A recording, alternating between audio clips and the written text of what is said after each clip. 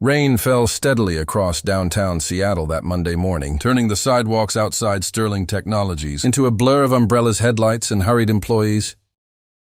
Daniel Carter glanced at his watch as he stepped out of his car. He was already running late, something that almost never happened. As a single father raising his 9-year-old daughter Lily, Daniel had learned to manage his time carefully. Every morning began with breakfast, packing Lily's lunch, checking her homework, and making sure she reached school safely. He worked hard because he wanted her to have opportunities he had never received. Daniel was a respected senior analyst at Sterling Technologies. He wasn't the loudest person in the office, nor did he try to impress executives with expensive clothes or flashy cars. Instead, he was known for solving difficult problems and helping coworkers when deadlines became overwhelming. His work had contributed to several successful projects, but he rarely received public recognition. He didn't mind. His priority was providing a stable future for Lily. As Daniel hurried toward the company's glass entrance, he noticed an elderly woman standing near the curb. Several grocery bags had fallen onto the wet pavement, and she was struggling to collect them while trying to keep her balance. Cars rushed past, splashing water onto the sidewalk. Employees walked around her without stopping. Daniel looked toward the building. His meeting was scheduled to begin in less than 10 minutes. He hesitated for only a moment before turning around. "Ma'am, let me help you," he said. The woman looked relieved. "Thank you, young man." Daniel gathered the groceries, carried the heavier bags, and helped her safely toward a nearby covered area.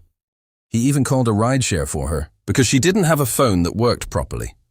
By the time he finally entered Sterling Technologies, he was nearly 15 minutes late.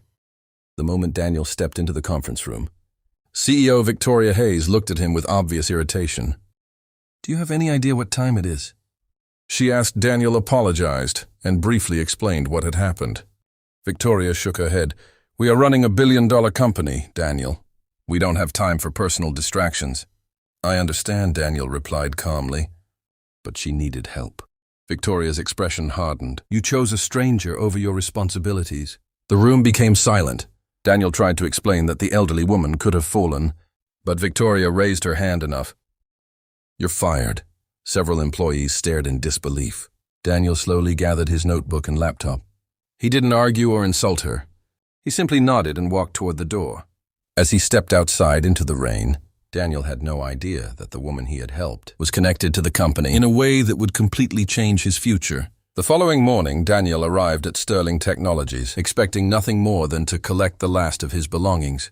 He had spent most of the night worrying about Lily and wondering how he would explain losing his job. Finding another position would not be easy, especially with rent, school expenses, and everyday bills depending on his paycheck. Still, Daniel refused to let bitterness consume him. He reminded himself that helping someone in need had been the right thing to do. When he entered the lobby, the receptionist immediately stood. "Mr. Carter, the CEO, wants you upstairs." Daniel looked confused. "The CEO?" "Yes," she said. It was urgent. Daniel stepped into the elevator and rode toward the executive floor. When the doors opened, he heard voices coming from the large conference room. He walked inside and stopped. The elderly woman from the previous morning was standing beside Victoria Hayes. Daniel recognized her instantly. "Ma'am," the woman smiled warmly. "Good morning, Daniel." Victoria stood beside her, looking unusually nervous. Daniel noticed several senior executives around the table, all waiting silently. The elderly woman extended her hand. "My name is Eleanor Grant." Daniel shook it politely. Then Eleanor added, "And I own the majority of this company." Daniel's eyes widened. Victoria looked toward her mother. "Mom, I didn't know you were going to come here personally."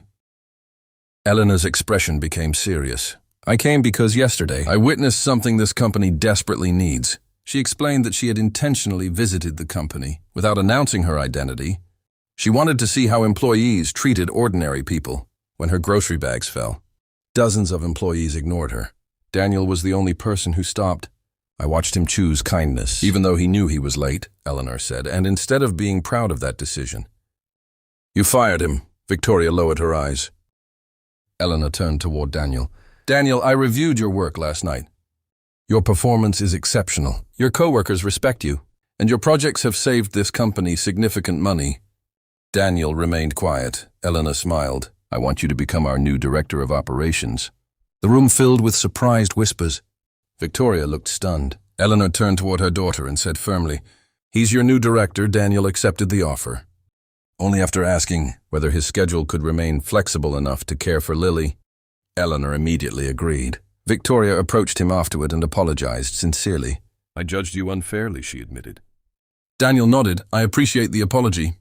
From that day forward, Daniel led the department with fairness and compassion. He never used his new authority to embarrass Victoria or punish anyone. Instead, he created a workplace where employees were encouraged to help others without fear of being called unprofessional. Months later, Eleanor watched Daniel lead an important executive meeting and smiled proudly. She hadn't simply found a director that day. She had found the kind of leader her company needed.